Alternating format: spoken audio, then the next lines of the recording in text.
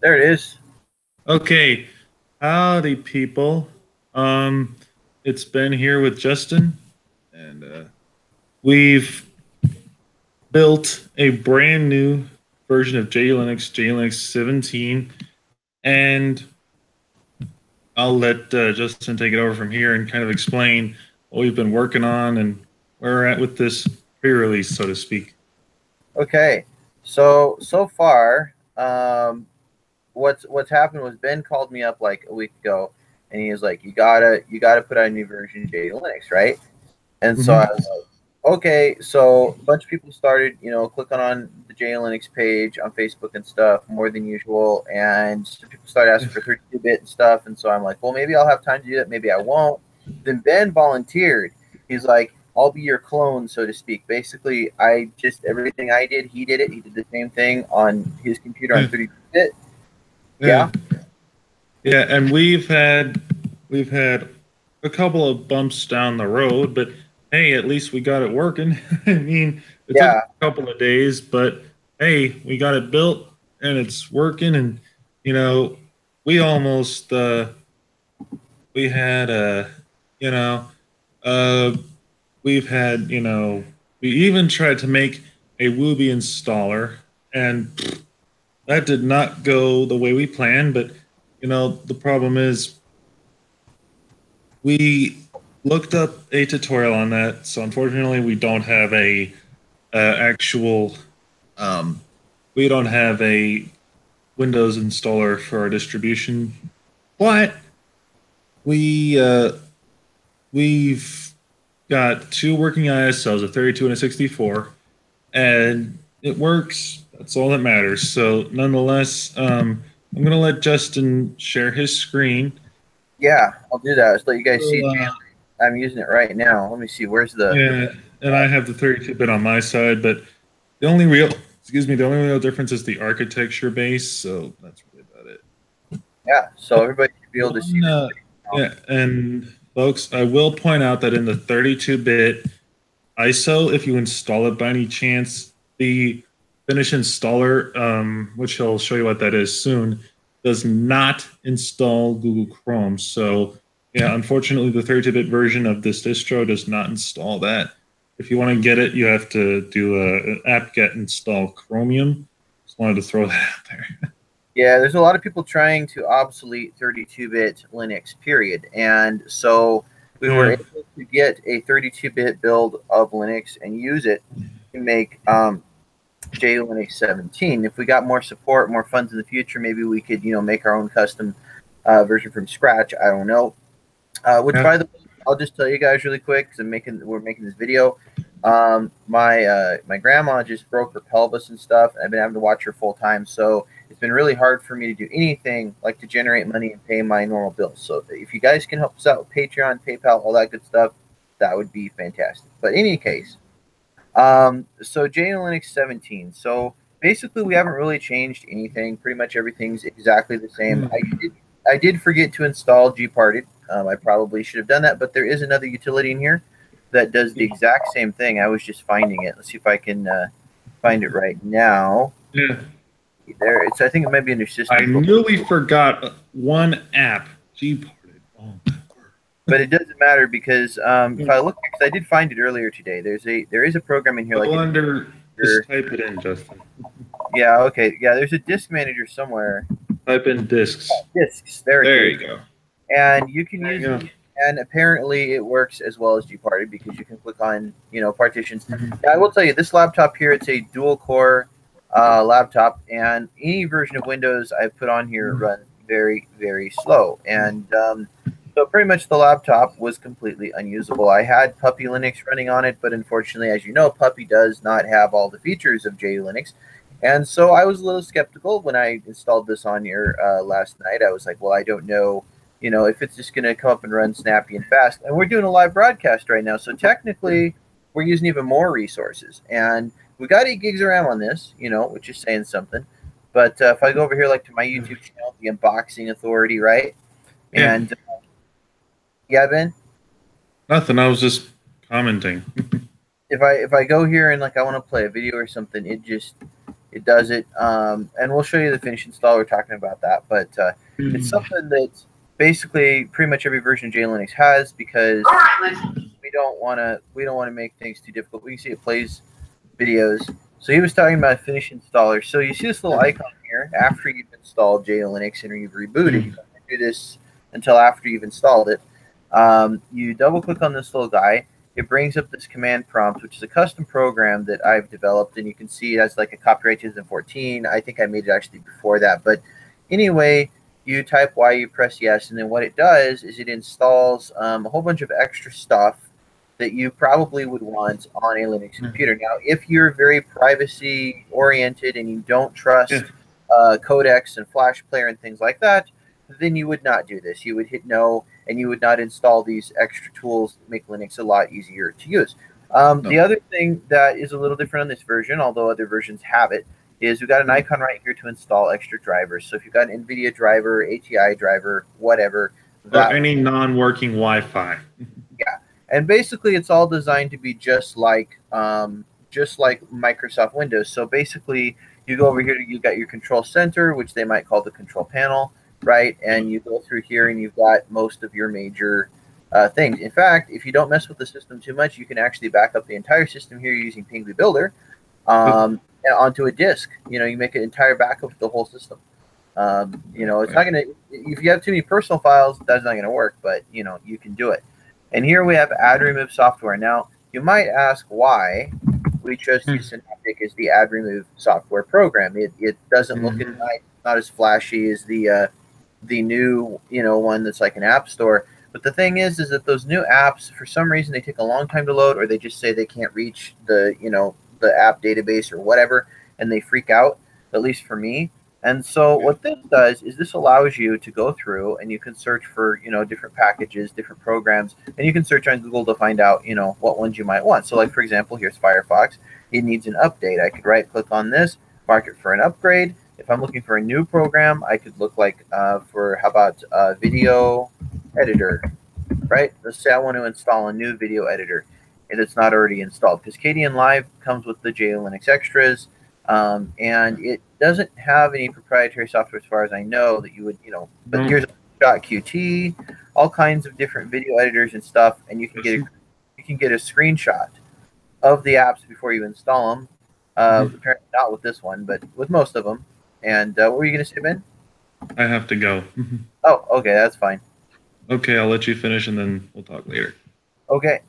So the other thing is we have this awesome utility here called Simple Scan, and again, it's a pretty, everybody, you know, it comes on most Linux distributions and stuff, which is great. But the thing is, people keep asking me, you know, Windows users, like, well, how do I scan something, Justin? Can you tell me how? Can you just put an icon on the desktop? So it's right here. It's that simple, okay? And so we also have in our menu here, we have 3 different internet browsers. Now, Google Chrome, like he was saying, is only available on 64-bit, and it comes with the finish install. But you also get Mozilla build of SeaMonkey, you get Firefox, and you get Chromium. Now, obviously, a lot of you are familiar with Chromium, Firefox, and stuff, so I'm going to go ahead and skip to Mozilla SeaMonkey first, because I want to show you the features of this thing, okay?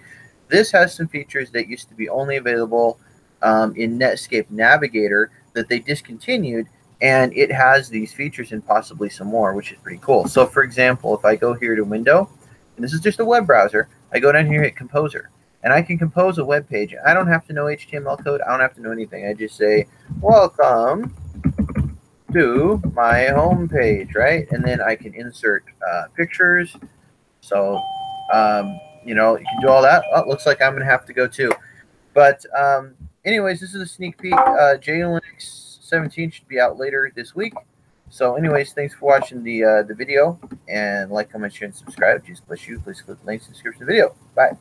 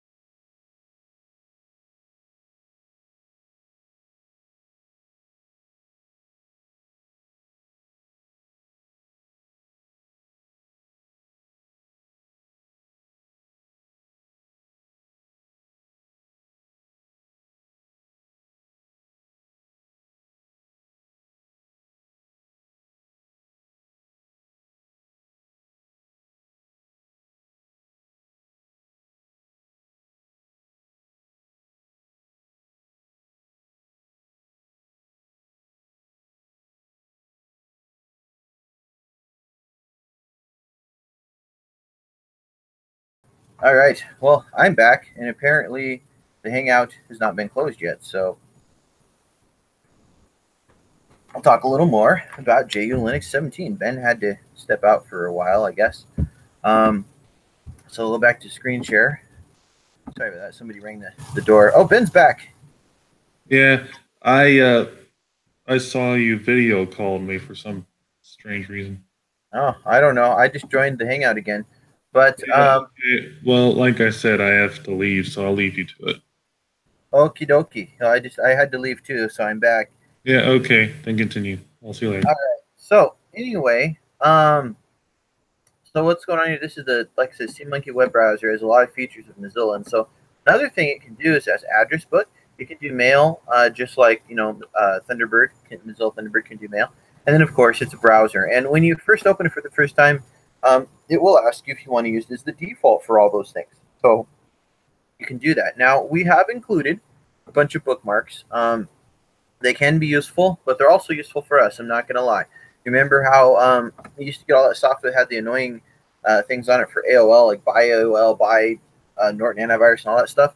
Well, we've got some links that are similar to that, but we've also got some useful links. So there's a YouTube on my YouTube channel. You can check out stuff there. I also have a Just Use Linux YouTube channel, but I'm probably not going to post the videos yet. I'm probably going to post them on the Unboxing Authority. Over here, we got JustUseLinux.com. It'll take you right to our website where you can look at tutorials, download the software, ask questions, all that wonderful stuff.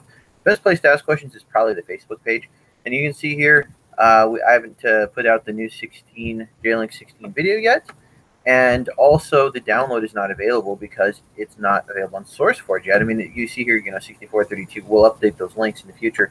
I do have the ISOs available on the actual mindblending.com server, but I'm not sure how fast those actually download. I've been told that they don't download very fast. Now, I'm going to go over here to the SourceForge, and I'm going to go down, and here's I just use Linux, and you can see here, LibreOffice, all kinds of other fun stuff. Well, you go down here, and there's a little video. So you see that the most recent ones here are the 16, okay? And that's because when we upload ISO files to SourceForge, we have to stage the folders. Otherwise, they would be available before they were actually uploaded. So I'm going to have to log in and set the defaults to be JULinux 17. So when they come out tonight or tomorrow, I'm not sure when they're going to come out for sure. I think they're going to come out tomorrow, maybe in the evening. Then it will recommend JULinux 17 64-bit as the default, and then you can also look for the 32-bit. There's no way I know of to have it detect whether you're running 6432 on SourceForge and ask you. We also have a donate button there. Now you see the theme is carried on here with the bookmarks. Looks like I must have forgot to close our outdoor door. Anyways, Pure VPN, which is a VPN provider, how to be completely anonymous online tutorial. Then there's a firearm place. You can order firearms online, which is cool. I don't really get any money off that if you use that link, but actually I do. I get $15 credit, I think, and you also get $15 credit when you use the link. Unboxing Authority hats and t-shirts, JULinux clothes and gear, hats and things. If you want to, support us, we don't get a lot of support commission off of those, but the best way is just to make a donation.